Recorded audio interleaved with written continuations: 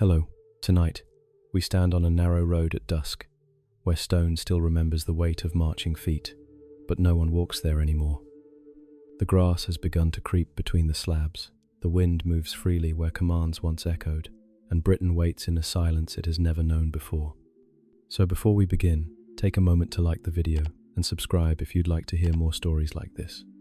And if you wish, share where you're listening from and what time the night has reached where you are.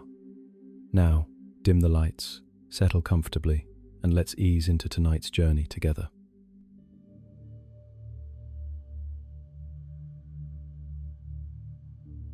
Chapter 1. Britain before Arthur. For nearly 4 centuries, Britain had been part of something vast and orderly. Roman Britain was not just a distant province, but a carefully managed edge of an empire that believed in roads, records, and routine. Soldiers arrived with standardized armor and left behind standardized measurements. Taxes were counted, laws were written, and disputes were decided by authority that came from far beyond the horizon. The island was not peaceful, but it was held. Garrisons watched the frontiers, patrols guarded the roads, and forts rose at careful intervals, each one a promise that someone was in control. Roman towns grew where tribal centers once stood. Bath's steam was shaped into stone chambers. London became a port of trade and administration. Villas dotted the countryside, their mosaic floors depicting myths imported from warmer seas. Coins passed from hand to hand, bearing the faces of emperors who would never see Britain, yet whose rule was felt daily. Even those who resented Rome understood its presence as a fact of life, solid as the roads themselves. But empires do not collapse with a single sound. They thin, they stretch, and eventually they begin to look elsewhere. By the early 5th century, Rome was under pressure on too many fronts at once. Civil wars drained resources. Borders closer to the imperial heart demanded attention. Britain, far away and expensive to defend, began to feel less essential. Units were recalled, payments grew irregular, officers departed and were not replaced. In around the year 410, the Roman administration effectively withdrew, leaving the island to manage its own defense. This was not a dramatic farewell.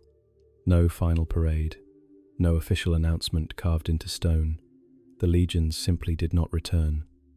At first, the change may have felt subtle. A fort left unmanned, a road no longer repaired, a tax collector who stopped coming. But soon, the absence became undeniable. The roads that had once carried troops and merchants fell quiet. Without patrols, travel grew dangerous. Banditry increased. Local disputes, once settled by Roman courts, now lingered, unresolved. Forts, once symbols of imperial strength, became empty shells. Timber rotted, gates sagged. Some were repurposed by local leaders, others abandoned entirely. The landscape still bore Rome's imprint, but the system that gave it meaning was gone. Power did not vanish. It fragmented. Local warlords stepped into the vacuum, often former Roman officers or British elites who had learned to operate within imperial structures. They controlled small territories, enforced authority through personal loyalty rather than law, and fought one another for land and resources. Britain broke into competing regions, each ruled by its own strongman, each suspicious of the others.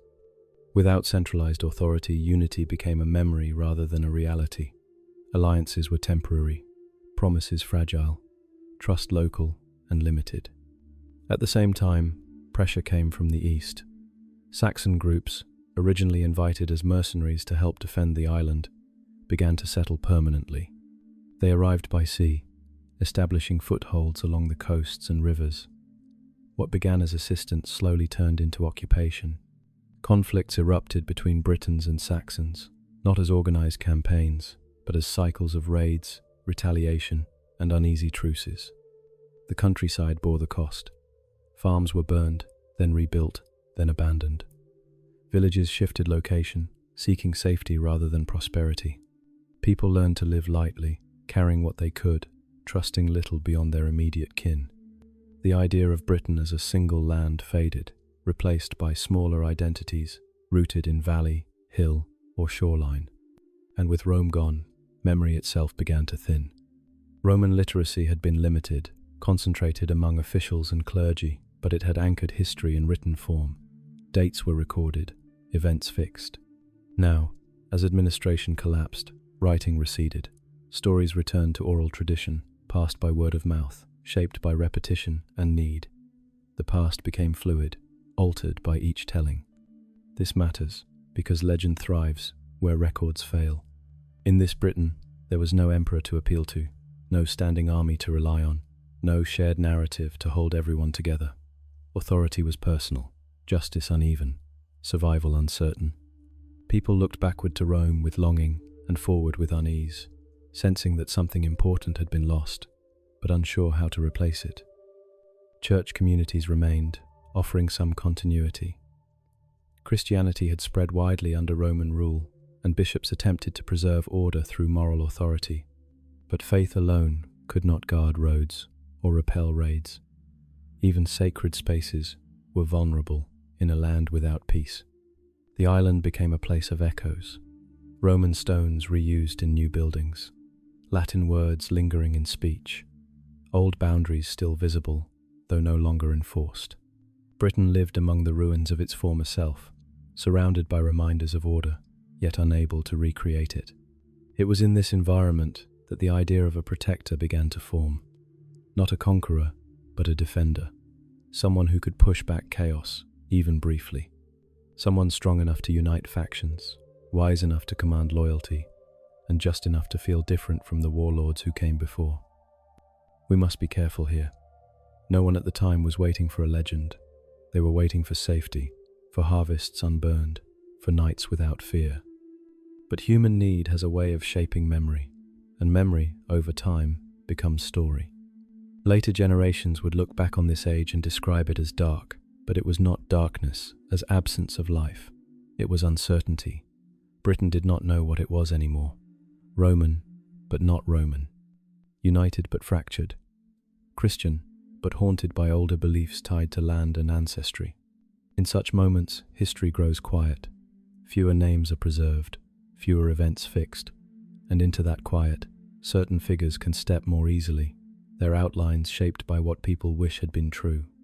Archaeology confirms the broad strokes of this collapse. Coin circulation ends abruptly. Urban centers shrink or disappear. Imported goods become rare. Defensive structures multiply, a sign of fear rather than confidence. Britain turns inward, guarding itself village by village. Yet life continues. Children are born. Fields are ploughed. Songs are sung by firelight. Even in decline, the island breathes. This is the Britain before Arthur. Not a kingdom, but a question. Not a nation, but a landscape of unresolved tensions. A place where order has withdrawn, leaving behind both longing and possibility.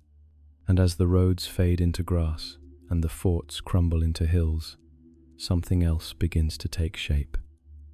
Not yet a king, not yet a story, but a name that will endure precisely because so much else has been forgotten, waiting to be spoken into the silence. Chapter 2. Did Arthur exist? It is there that we first encounter the problem of Arthur himself. When the chaos of post-Roman Britain settled into memory, it did not leave behind clear records or orderly chronicles. Instead, it left gaps, wide ones. For historians, these gaps are frustrating. For legends, they are fertile ground. Arthur appears not in the confident ink of contemporary documentation, but in the spaces where writing thins and voices fade. The earliest sources from this period say remarkably little. This is not because nothing happened, but because very few people were recording events in a systematic way. Literacy had narrowed, confined mostly to the church, and even there, writing served moral instruction more than historical precision. Names were less important than lessons. Victories mattered less than warnings. The most important early voice we have is a monk named Gildas, writing sometime in the 6th century. His work, On the Ruin and Conquest of Britain, is not a history in the modern sense. It is a sermon, a lament.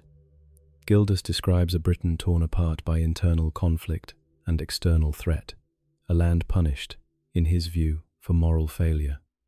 He speaks of tyrants, of war, of suffering. He condemns rulers by name, and yet he does not mention Arthur. This silence has troubled readers for centuries. If Arthur were a great king, a unifier, a savior, why would Gildas omit him? Some argue that this silence proves Arthur never existed. Others suggest that Gildas avoided praising military leaders, focusing instead on sin and consequence, or that Arthur, if real, did not fit the moral framework Gildas wanted to present. What Gildas does mention is a moment of resistance. He refers to a great victory of the Britons over the Saxons, a battle that brought a generation of relative peace. He does not name the leader. He does not describe the tactics, but he marks the event as a turning point, a pause in the long collapse. This battle is later known as Badon. Badon matters not because of its precise location, which remains uncertain, but because of its effect. It suggests that the Saxon advance was checked, that Britain briefly pushed back. For decades afterward, Saxon expansion slowed. This is not legend. Archaeology supports a lull in settlement growth during this period. Something happened that changed the balance. Later writers would connect this victory to Arthur, but they came much later. In the 9th century, a text known as the Historia Brittonum appears, often attributed to a Welsh monk named Nennius. This work is closer to a compilation than a single narrative, blending history, genealogy, folklore, and myth. It is here that Arthur steps forward more clearly. Nennius describes Arthur not as a king, but as a dux bellorum, a war leader. He lists 12 battles fought against the Saxons, culminating at Mount Badon, where Arthur personally slays hundreds of enemies. The numbers are almost certainly exaggerated, but the structure is telling. Arthur is presented as a military figure, active across Britain, uniting forces rather than ruling from a throne. This Arthur is not yet the crowned king of Camelot. He is a defender, a rallying point. Still, Nennius writes centuries after the events he describes. His sources are unclear. Oral traditions may have shaped his account. Local heroes could have been combined into a single figure. Memory, by then, had already softened into story. And yet, the name Arthur persists. That persistence is important. Many names from this era disappear entirely. Warlords rise and fall, leaving no trace. But Arthur remains, repeated in poems, genealogies, and tales. He appears in Welsh tradition as a heroic figure, sometimes larger than life, sometimes strangely human. He hunts monsters, he defends borders, he leads companions bound by loyalty. This does not prove he existed, but it suggests that something or someone left a deep enough impression to endure. The Battle of Badon anchors this debate. If Arthur existed, this is where he most plausibly belongs. A Romano-British leader, trained in Roman military tradition, coordinating resistance against Saxon incursions. Not an emperor, not a ruler of all Britain, but a successful commander in a fractured land. Such a figure would not necessarily attract official records. He might never have issued laws or minted coins. His authority could have been temporary, situational, fading, once the threat receded. History, especially in unstable times, does not preserve everyone who matters. And so Arthur becomes a question more than an answer. Was he one man remembered imperfectly? Was he a composite, formed from several leaders whose deeds merged over generations? Or was he always symbolic, a name attached to hope itself? The truth may lie somewhere in between. Legends often grow around real events, but they grow unevenly. Some details are amplified, others invented. What remains consistent is the emotional core. In Arthur's case, that core is resistance, unity, a moment when Britain, briefly, stood together. It is worth noting that Arthur's name itself is unusual. It does not clearly derive from Roman naming conventions, nor from common British ones. This ambiguity mirrors the figure himself, standing between worlds, neither fully Roman nor entirely post-Roman. By the time medieval writers take up Arthur's story, centuries later, the historical question matters less. They are not preserving facts. They are preserving meaning. Arthur becomes king because kingship is what the story requires. Camelot appears because order needs a home. Knights gather because community must be shown, not assumed. But beneath all of this, the early silence remains. Arthur exists first, not as a man on a battlefield, but as a name that survives forgetting. A sound repeated when others vanish, a placeholder for a time when things briefly held together. And perhaps that is why the question of his existence never resolves, because Arthur is not only about what happened, but about what people needed to believe had happened, in a land emerging from collapse, searching its memory for proof that unity was once possible, and might be again. Chapter 3: The Sword and the King. And it is from that fragile hope that the story turns toward kingship, not as conquest, but as recognition. The legend places this turning point at the death of Uther Pendragon. Whether Uther was a historical ruler or a narrative invention, his role is clear. He represents the last attempt at authority through strength alone. Uther's reign is remembered as forceful, decisive, and unstable. He commands loyalty through power, not consensus, and when he dies, whatever unity he held together collapses with him. Britain, once more, is without a ruler. This leaderless moment matters. In stories, chaos often arrives with thunder and fire, but here it arrives quietly. Councils fail to agree. Claims overlap. Noble families argue over bloodlines that no longer convince. No one can command the whole land, and no one fully trusts anyone who tries. The vacuum returns, heavier now, because it follows an earlier attempt at order. Into this uncertainty, the story introduces an object. Not a crown, not an army, a sword. The sword in the stone appears not on a battlefield, but in a public place, often described as a churchyard or gathering ground. It is set deliberately, not hidden, and marked with a simple challenge. Whoever can draw it free is the rightful king. No explanation is given for how it came to be there. The story does not rush to justify itself.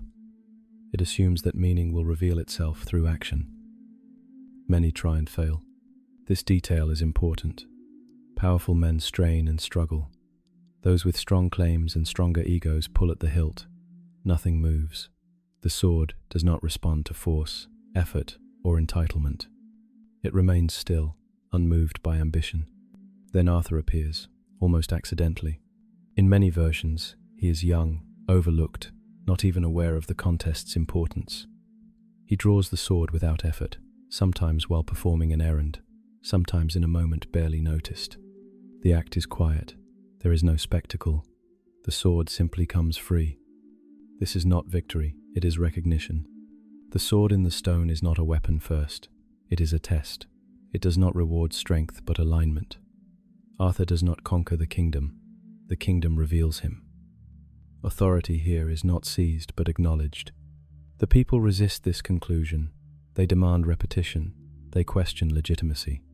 Arthur replaces the sword and draws it again and again. Each time, the result is the same. Destiny, if that word applies, is consistent. This is how the legend frames kingship at its beginning. Not as domination, but as belonging. Later, another sword enters the story, Excalibur. Sometimes it is the same blade, renamed. Sometimes it is separate, given by the Lady of the Lake. The variations matter less than the meaning that gathers around it.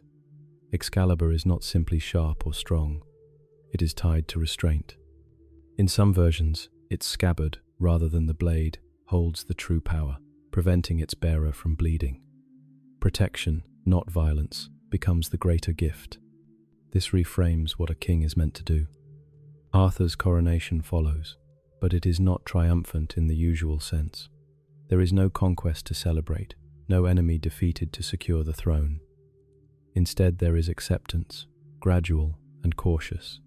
Those who doubted watch and wait. Those who opposed test boundaries. Arthur does not purge rivals. He listens. He gathers counsel. His authority grows as trust accumulates. Symbol replaces force. In a land exhausted by warlords, this matters deeply.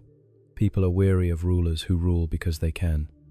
Arthur rules because the story insists he must, and because, slowly, others agree. The crown is not a prize, but a burden. He inherits a broken land and an impossible expectation, to hold it together without becoming what broke it before. The sword remains central, not because it kills, but because it reminds. It is a visible sign that authority comes from something beyond the individual. Whether that something is divine will, communal consent, or collective longing is never fully defined. The story allows space for all interpretations. Historically, this reflects a real shift in how leadership was imagined during the medieval period. Kings were increasingly portrayed as chosen, not merely strong. Law, ritual, and symbol gained importance alongside arms. The Arthurian legend projects this backward, offering a model of rulership that feels necessary rather than accidental. Arthur's youth reinforces this. He is not old enough to be cynical. He does not inherit grudges. His early reign is marked by learning, by mistakes corrected rather than punished. The king is shaped by the kingdom as much as he shapes it. This does not mean peace arrives immediately. Resistance remains. Some cannot accept a ruler without a brutal resume. Battles still occur, but the foundation has shifted. Authority is no longer justified by fear alone. The sword, whether in stone or lake, stands for continuity in a land that has lost it. It binds past to future. It suggests that order can return without repeating old failures. That unity does not require uniformity. That leadership can be symbolic without being empty. This is why the coronation feels inevitable, even restrained. Arthur does not claim Britain. Britain recognizes him. The difference is subtle, but it defines everything that follows. And as the crown settles and the sword finds its place at the king's side, the story begins to move beyond survival toward vision, toward the question of what kind of kingdom might grow from an authority born not in bloodshed, but in belief. Chapter 4. Camelot, the ideal kingdom. And it is in answering that question that Camelot comes into view. Camelot is introduced not as a conquest or a capital seized from rivals, but as a place shaped by intention. In the earliest tellings, its physical details are vague. Sometimes it has walls, sometimes towers, sometimes only a hall and a court. Its location shifts from story to story. What remains consistent is not where Camelot stands, but what it stands for. Camelot is an idea before it is a city. In a land accustomed to rule by strength, Camelot represents something different. A center where disputes are settled by law rather than revenge. This is not a small change. In post-Roman Britain, justice had often been personal. A wrong was answered with retaliation. Feuds extended across generations. Order existed only as long as fear or loyalty held. Camelot proposes another way. Here, conflicts are brought before the king. Words replace blades. Judgments are meant to be consistent, not improvised. This does not mean that violence disappears, but it is no longer the first response. The story insists that peace is not passive. It must be organized, maintained, and defended by shared rules. Arthur's role within this system is carefully defined. He is not distant, nor absolute. He listens, he consults. His authority is visible, but not overwhelming. The image of the just ruler emerges slowly, shaped by restraint as much as decision. Arthur is respected not because he is feared, but because he is fair. This distinction matters. Fear can command obedience, but fairness invites participation. Camelot depends on people believing that the system works, even when it does not benefit them personally. That belief is fragile, but powerful. Stability follows. Roads are safer. Trade resumes. Communities begin to look outward again, trusting that the center will hold. Camelot becomes a place where promises mean something, where oaths are remembered, where justice, while imperfect, is at least attempted. Shared responsibility is at the heart of this vision. Camelot is not sustained by the king alone. Councils form. Advisors speak freely. Knights are expected not only to fight, but to uphold the values of the realm. Leadership becomes distributed. The kingdom is imagined as a living structure, supported by many hands. This is why Camelot cannot be reduced to stone and mortar. Over the centuries, scholars have searched for its physical location. Was it Winchester? Caerleon? Somewhere lost beneath modern streets? Each proposal says more about the searcher than the story. Camelot resists geography because it was never meant to be found that way. Camelot exists where justice is practiced, where authority listens, where law restrains power. These qualities are portable. They can appear briefly, then vanish. They can be remembered long after the walls have fallen. In this sense, Camelot is aspirational. It is what Britain, fractured and weary, wanted to believe was possible. A place where order did not require cruelty, and unity did not erase difference. The legend does not claim Camelot lasted forever. Its value lies in the fact that it existed at all. The medieval writers who expanded Arthur's story lived in times of instability themselves. Civil wars, contested crowns, shifting loyalties. Camelot becomes their answer to chaos, a model kingdom projected into the past to comment on the present. It is less a memory than a standard. Arthur, within Camelot, embodies this standard. He is not flawless, but he is committed to the ideal. His judgments aim for balance. His mercy is deliberate. His strength is controlled. He is portrayed as someone who understands that ruling is not about imposing will, but about sustaining trust. Law replacing revenge is perhaps the most radical element of Camelot's vision. Revenge is immediate and emotional. Law is slow and impersonal. It asks people to delay satisfaction, to accept outcomes they may not prefer. For a society shaped by violence, this is a difficult transition. The story acknowledges this difficulty. Tensions remain. Not everyone agrees with every judgment, but the effort itself marks progress. Camelot does not eliminate human conflict, it channels it.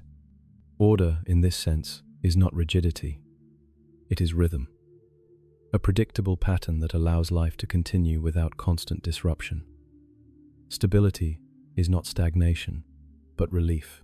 For the first time in generations, people can plan beyond the next season. This is why Camelot feels briefly possible. The legend does not insist on permanence. It emphasizes balance, a moment when the forces pulling Britain apart are held in check. The audience is meant to feel both the achievement and its fragility. Because ideals require maintenance, Camelot's strength lies in collective belief. As long as people believe in its principles, it stands. When belief falters, the structure weakens. This vulnerability is not hidden. It is built into the legend, preparing the ground for what will come later. Yet here, in this chapter of the story, Camelot is whole. Fires burn in the great hall, councils meet, disputes are heard. The land breathes more easily. The king sits not above the law but within it. This is the moral center of the Arthurian legend. Not a battle won, nor a monster defeated, but a way of living together that feels right, even if it cannot last. Camelot matters because it answers a question deeper than survival. How should power be used? And as the kingdom settles into this uneasy harmony, its greatest test approaches not from without, but from within, carried by the very people who give Camelot its strength. Chapter 5. The Knights of the Round Table. And it is among them that the legend becomes most human.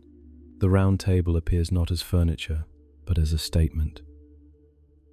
In a world where hierarchy is usually carved into every surface, a table without a head is a quiet rebellion.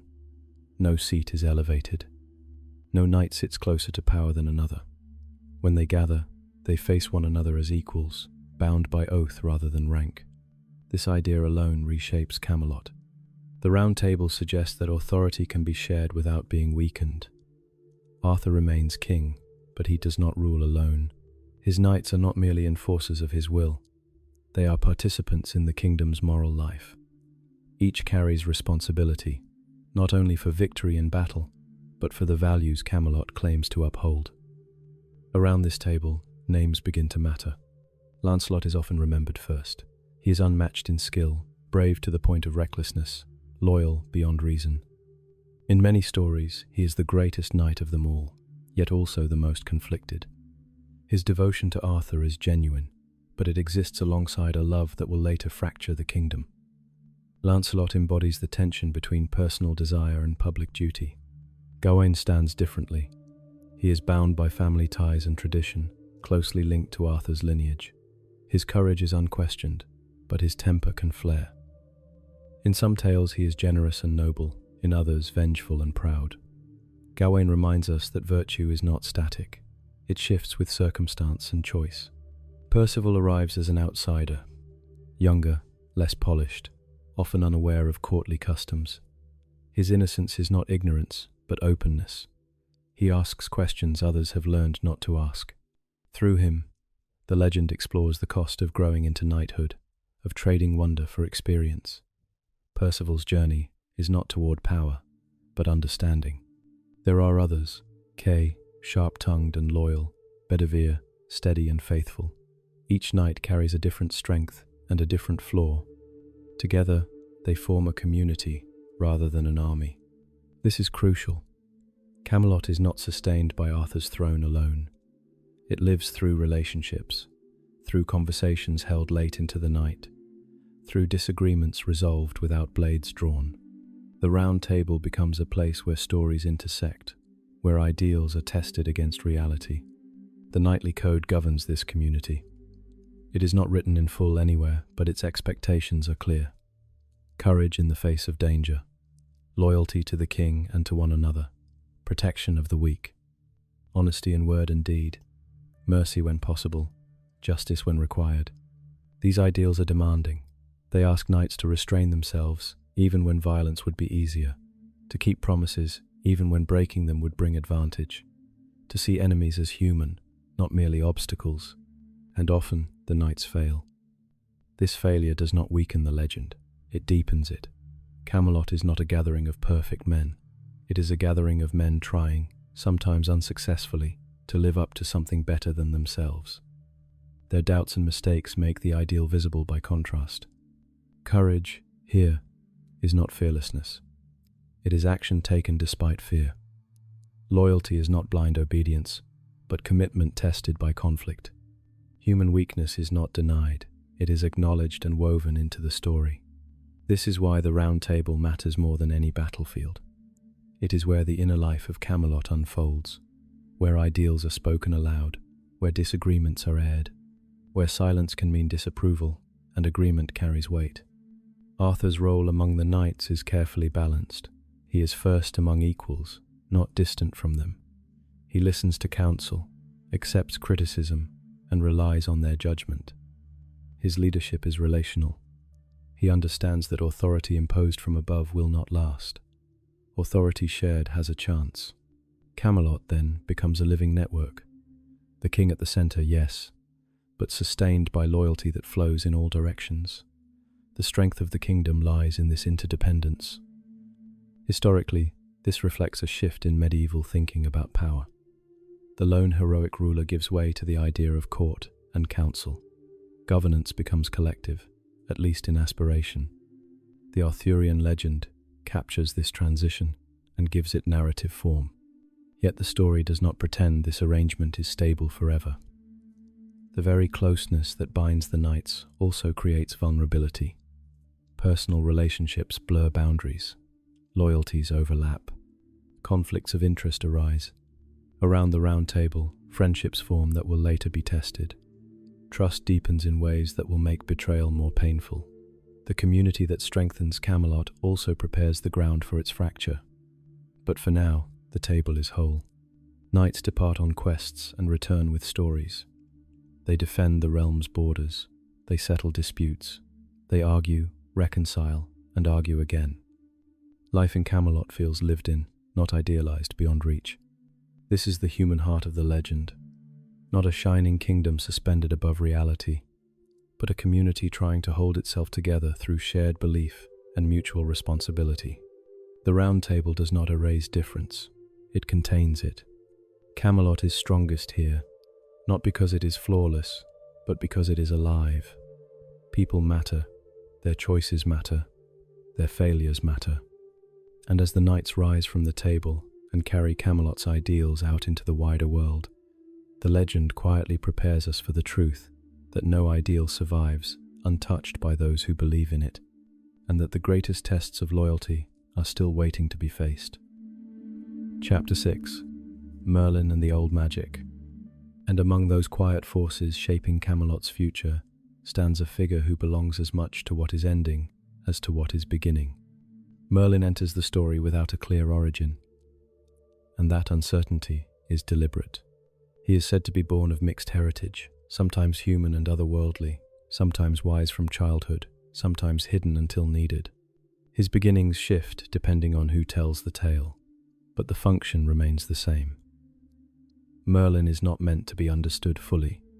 He represents knowledge that does not fit neatly into the new order. Long before Camelot, Britain held older beliefs. The land itself was sacred. Rivers carried memory. Forests were places of presence, not emptiness. Stones marked boundaries between worlds.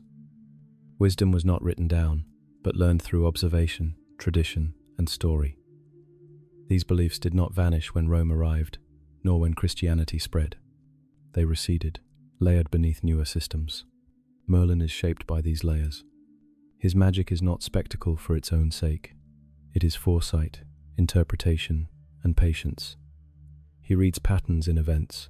He understands consequences before they unfold. When he speaks of the future, it is rarely comforting. He does not prevent tragedy. He anticipates it. This makes him unsettling. In a kingdom striving for order and clarity, Merlin embodies ambiguity. He advises kings, but does not rule. He guides decisions without forcing them. His authority comes from understanding rather than command. This places him outside the structures Camelot is building, even as he helps create them. The legend often frames Merlin as Arthur's guide. He orchestrates the circumstances of Arthur's rise. He arranges the test of the sword. He counsels restraint when force would be easier. Yet he never claims ownership of the outcome. Arthur must choose. The kingdom must accept. Magic, in this context, is not opposed to reason. It is an older form of knowing. Merlin's power lies in connecting cause and effect across time. He understands that actions ripple forward, shaping futures unseen. His warnings are subtle, his interventions measured. This reflects a real historical tension. As Britain moved further into the medieval period, older Celtic traditions gradually gave way to Christian theology and legal systems. The sacred landscape became moralized. Knowledge shifted from elders and druids to priests and scholars. The world narrowed in some ways, even as it became more organized. Merlin stands at this threshold. He belongs to a world where wisdom is personal and situational, not institutional. Where the past is alive, not archived. Where nature teaches as much as doctrine. Yet he operates within Camelot, advising a king who seeks law, stability, and continuity. This dual position is precarious. Merlin cannot remain unchanged. His relevance depends on transition. Once the new order fully establishes itself, figures like him are no longer needed. The legend understands this. As Camelot grows stronger, Merlin recedes. He does not die dramatically. He fades. Some stories say he is trapped by enchantment. Others say he withdraws into the forest or into stone. These endings vary, but they agree on one thing. The old magic cannot coexist indefinitely with the new kingdom. This is not presented as betrayal. It is presented as inevitability. Merlin himself seems aware of this. His guidance is never self-serving. He prepares Arthur not to depend on magic, but to rule without it. The goal is independence, not control. Merlin's success lies in making himself unnecessary. There is quiet sadness in this, a sense that something valuable is being left behind, even as progress demands it. The old ways held depth and mystery, but they also resisted standardization. Camelot requires shared rules. Merlin understands this tension and accepts it. His role as a bridge between worlds is therefore temporary. He connects past and future long enough for the crossing to be made, then steps aside. The kingdom cannot look backward forever. In later medieval retellings, Merlin becomes more distant, more mystical, less central. His complexity is simplified. Magic turns into trickery or prophecy. This reflects changing attitudes toward the old beliefs he represents. What was once respected becomes exotic, then suspect. Yet, the legend never fully lets him go. Merlin remains the reminder that Camelot did not arise from nothing. It grew out of soil enriched by earlier traditions. The ideals of justice and balance echo older concepts of harmony with land and fate. Even as the old ways fade, their influence lingers. This is why Merlin's presence feels essential, even when brief. He grounds the legend in continuity. He ensures that the future does not sever itself entirely from the past. As Camelot moves forward, guided more by lore than by prophecy, Merlin's voice grows quieter. His counsel becomes memory. His warnings, unheeded, settle into inevitability. The bridge he represents has been crossed, and with the old magic receding into story and shadow, the kingdom faces a new challenge: to sustain its ideals without the wisdom that once shaped them, relying now on human judgment alone, and the fragile bonds of loyalty that will soon be tested. Chapter 7. Love, Betrayal, and Fracture. And it is in this testing that Camelot's troubles begin, not with armies at the gate, but with feelings kept too carefully hidden. Guinevere enters the legend as queen, but also as symbol. Her marriage to Arthur is political as much as personal, a union meant to steady the realm and give the ideal kingdom a human face. She is intelligent, observant, and placed at the center of Camelot's social life. Through her, the court becomes more than a gathering of warriors. It becomes a place of conversation, ceremony, and subtle influence. Yet this centrality also places her in a difficult position, bound by duty while surrounded by devotion. Among those devoted to her is Lancelot. Their bond does not begin as betrayal.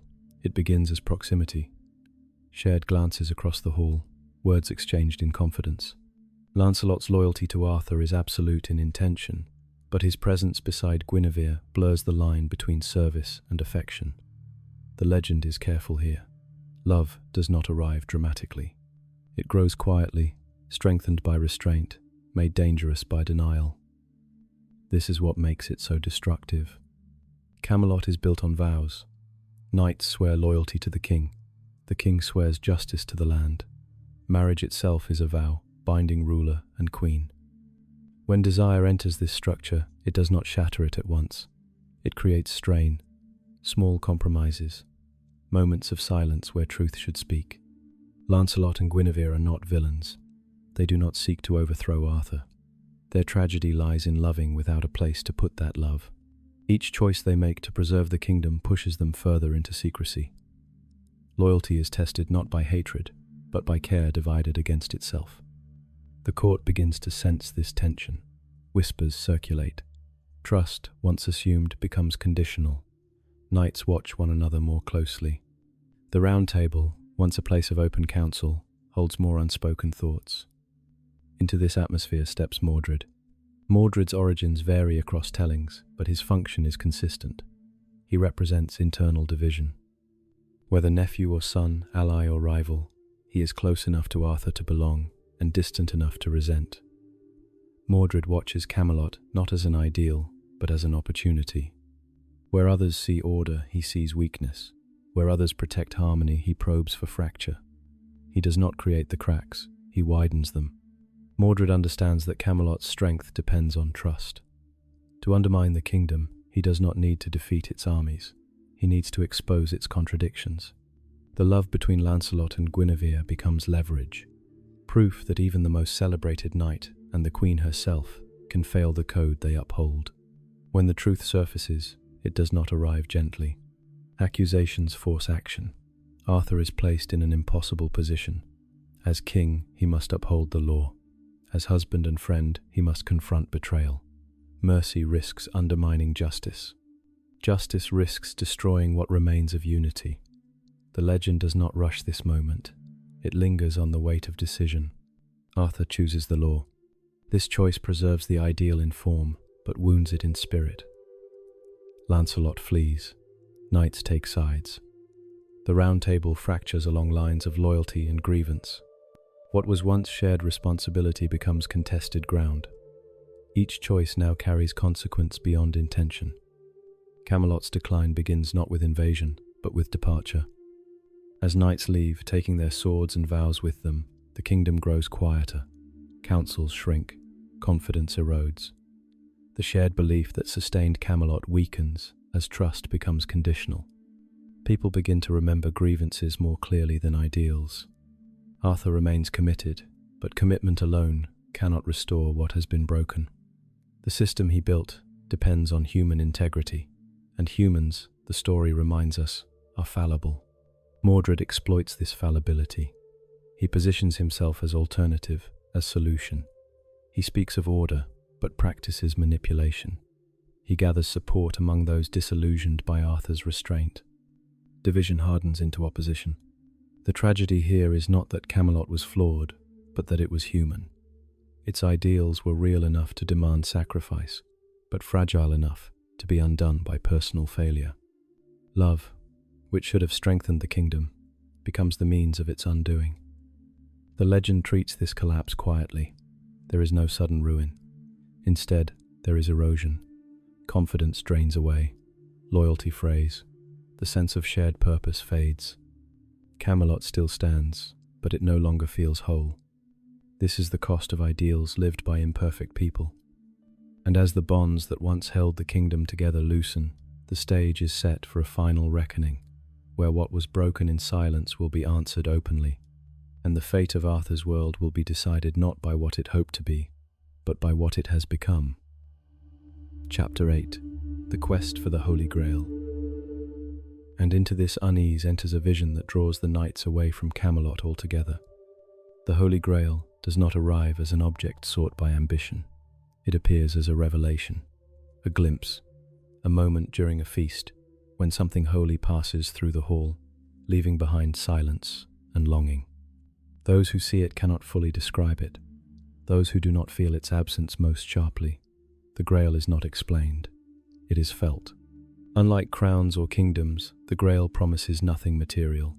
It offers no power, no land, no authority. It represents purity, wholeness, and divine presence. In a court already strained by human failure, this vision feels like an answer to disappointment. If Camelot cannot be perfect, perhaps something beyond it can be. The knights respond almost instinctively. One by one, they vow to seek the Grail, not as a group, but as individuals. This matters. The round table empties, not because of conflict, but because of calling. Each knight believes the quest is personal, that his own worth will be measured by whether he has chosen to find it. Arthur watches this departure with mixed feeling. He understands the longing, yet senses the cost. The strength of Camelot has always been community. The Grail quest dissolves that community into solitary journeys. What remains behind is a hall filled with echoes. The quest reframes heroism. No longer is courage measured by battle or loyalty alone. Now it is measured by purity of heart. Intention becomes more important than action. Many knights discover that this standard is far harder to meet. Most fail. They fail not because they lack bravery, but because they are human. Pride intrudes. Doubt clouds judgment. Old habits return under pressure. Some misunderstand the Grail entirely, treating it as a prize to be won, rather than a mystery to be approached. The paths they take lead them back to themselves, not forward. The legend is clear on this point. The Grail cannot be taken by force. It cannot be earned through reputation. It appears only to those who are inwardly aligned with its meaning. This alignment is rare. Percival comes close, but falters through innocence, turned to hesitation. Lancelot, burdened by love and guilt, sees the Grail, but cannot approach it fully. His strength, unmatched in the world, proves irrelevant here. The quest exposes the limits of worldly virtue. Only a few succeed, and even they do not return unchanged. The Grail's presence illuminates, but it also separates. Those who glimpse it are marked. They cannot easily rejoin ordinary life. The vision answers questions, but also dissolves certainty. For some, the quest ends in withdrawal from the world altogether. Camelot pays the price. While knights wander distant lands, the kingdom is left vulnerable, not to invasion immediately, but to emptiness. The Round Table, once the center of shared purpose, becomes a reminder of absence. The king rules, but without the voices that once steadied him. Decisions are heavier. The sense of common direction weakens. Spiritually, the quest leaves a wound. It suggests that the highest ideal lies beyond the reach of society, that perfection cannot be built, only glimpsed. Camelot, once imagined as a moral center, now feels provisional, incomplete. Innocence is lost here, not through sin, but through understanding. The knights return, those who do, carrying knowledge they cannot share fully. They have seen something that does not fit into law or order. The kingdom they return to feels smaller, more constrained. This is the reflective pause at the heart of the story. The Grail quest does not advance the plot in the usual sense. It deepens it. It asks whether human institutions, no matter how just, can ever satisfy spiritual longing. It suggests that ideals pursued too far may unravel the communities that gave rise to them. Camelot survives the quest, but it is altered. The belief that once sustained it is thinner, stretched between earthly duty and transcendent desire. The knights are no longer simply defenders of a kingdom. They are individuals carrying private reckonings. Arthur remains, holding what is left together, aware now that even the purest vision comes at a cost. The Grail has not saved Camelot, it has revealed its limits. And as the knights return, quieter and changed, the kingdom senses that the time for searching beyond the world has passed, and that what remains will be decided here, among human loyalties, human failures, and the final choices still waiting to be made. Chapter 9. The Fall of Arthur. And those choices no longer turn outward toward vision or faith, but inward toward reckoning. War returns to Arthur's world, not as a foreign invasion, but as consequence. The unity that once held Camelot together has thinned beyond repair. Knights stand on opposite sides of the same ideal, each believing they defend what remains of it. Mordred, patient and watchful, steps fully into the space left by doubt, gathering power not through loyalty, but through grievance. Civil war does not arrive with surprise. It unfolds slowly, almost reluctantly. Messages go unanswered. Councils fracture. Old alliances harden into camps. Arthur, who once mediated disputes, now finds himself unable to reconcile what has already broken. The law he upheld so carefully becomes a blade that cuts both ways. Mordred claims authority in Arthur's absence, presenting himself as protector of order. Some follow him out of ambition, others out of exhaustion. They want certainty, even if it is imposed. Arthur returns to face him not as a triumphant king, but as a man bearing the full weight of what his kingdom has become. The final confrontation gathers at Camelot. The Battle of Camelot is not described with glory. It is remembered as confusion, mist, and loss. The land itself seems to resist clarity. Friend and foe blur together. Commands dissolve into noise. This is not a clash between good and evil, but between competing claims to the same inheritance. Those who fight do so with the knowledge that nothing will be restored to how it was. Victory promises no renewal, only survival. The legend does not linger on individual blows. It focuses instead on aftermath, on the quiet spaces between clashes where the cost becomes visible. Arthur fights because he must. Not to expand his rule, but to defend the possibility that once existed. Mordred fights because he believes Camelot has already failed and that only force remains. Their conflict is less personal than symbolic. It is the final argument between order sustained by trust and order enforced by power. When Arthur and Mordred meet, the moment is brief. There is no extended exchange, no final speech. Violence ends the debate. Mordred is slain, but Arthur is struck a mortal wound. The victory is hollow, the kingdom is saved in name only. Arthur does not fall immediately. He is carried from the field by the few who remain loyal. The battle fades behind them, swallowed by fog and memory. What endures is the image of a wounded king, aware that his time has passed. Excalibur returns to the center of the story here. Arthur asks that the sword be returned to the Lady of the Lake. The request is simple, but heavy with meaning. Excalibur was never truly his. It symbolized authority granted, not owned. To return it is to acknowledge the end of that grant. At first, the knight tasked with this hesitates. The sword is beautiful. It feels wrong to give it up. Only when the blade is finally cast into the water does the lady's hand rise to receive it, closing around the hilt before vanishing beneath the surface. Power withdraws as quietly as it arrived. What remains is Arthur. He is placed upon a barge, guided by figures who speak little. The journey to Avalon begins not as escape, but as passage. Avalon is not described in detail. Sometimes it is an island of healing, sometimes a place outside time. Its ambiguity is intentional. Avalon is where endings are softened, where death becomes transition. Arthur does not name a successor. He does not rebuild. His role is complete. The legend resists finality by offering possibility instead. Arthur is not said to die, only to depart.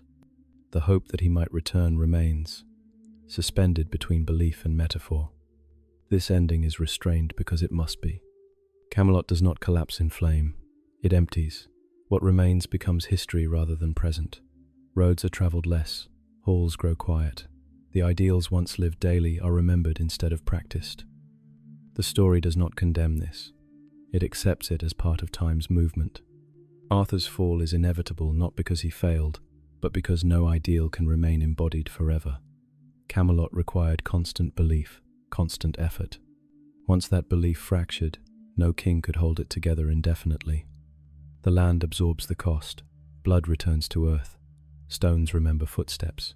The mist closes in. Britain continues, changed but enduring. And as the barge disappears from sight, carrying the wounded king away from the world he shaped, the legend settles into silence, leaving behind not an answer, but a question that will echo long after the battle is forgotten. Chapter 10. Why Arthur Still Matters. Arthur still matters because his story refuses to stay finished.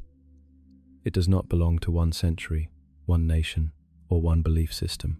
It reappears whenever societies feel the strain between what they are and what they hope to be. The endurance of the legend lies not in its details, but in its shape. Rise, harmony, fracture, loss, and memory. These movements feel familiar because they repeat. Across generations, Arthur becomes less a historical figure and more a measure. Not a man to be imitated exactly, but a standard against which leadership is weighed.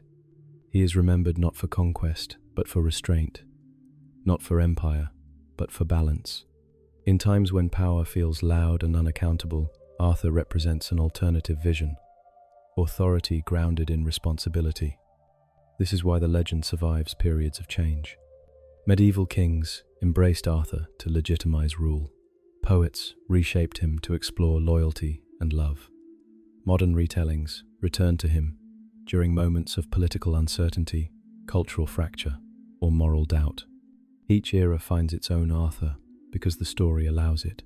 It does not insist on a single interpretation. Arthur, as an ideal of leadership, is deliberately incomplete. He listens, but he also fails to see what is closest to him. He upholds the law, even when it costs him deeply. He creates a system strong enough to challenge him, and is undone when that system reveals its limits. His greatness lies not in perfection, but in commitment. Camelot too endures as an idea rather than a place. It is remembered as a lost order, not because it was flawless, but because it was possible. Briefly, Camelot represents the belief that justice can be practiced, that power can be shared, that community can restrain violence without denying human nature. The fact that it does not last does not diminish it. It defines it. Lost orders matter because they remind us that alternatives have existed. When societies grow fragmented, when trust erodes, when authority feels either distant or oppressive, Camelot returns as memory, not as instruction, but as reminder. It asks whether order must always be enforced, or whether it can be earned, whether leadership must dominate, or whether it can serve. The Arthurian legend also endures because it accepts loss without surrendering meaning. Arthur does not save the world forever. Camelot does not solve every problem. The Grail does not heal human longing. These limitations are not failures of the story.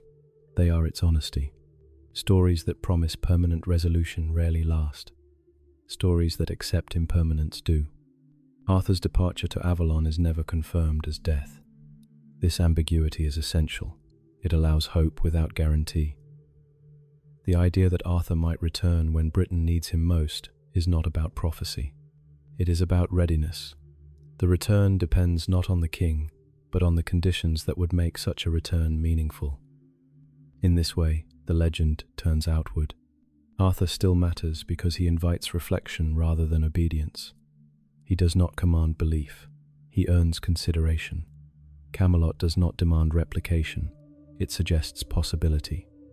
The Round Table does not erase hierarchy. It questions it. Even the failures endure. Guinevere and Lancelot remain part of the story because ideals are tested by intimacy. Mordred persists because systems are vulnerable from within. Merlin fades because old wisdom must sometimes withdraw for new structures to stand. These elements keep the legend from becoming propaganda. They make it human. The quiet farewell of the Arthurian story resists closure. There is no final moral pronounced, no lesson underlined. The narrative simply settles, leaving images rather than answers. A sword beneath water, a barge in mist, empty seats at a table once full. What remains is the echo. That echo returns whenever people ask what leadership should look like, not in theory, but in practice. When they wonder whether justice can be more than force, whether unity can survive difference, whether ideals are worth holding if they cannot be held forever. Arthur still matters because the question he embodies has not been resolved, and perhaps it never will be. The legend does not ask us to believe that such a kingdom can last. It asks us to consider what it would mean to build one anyway, knowing its end is certain, and to measure our own time, not by how long our Camelots endure, but by how sincerely we attempt them before they, too, pass into memory.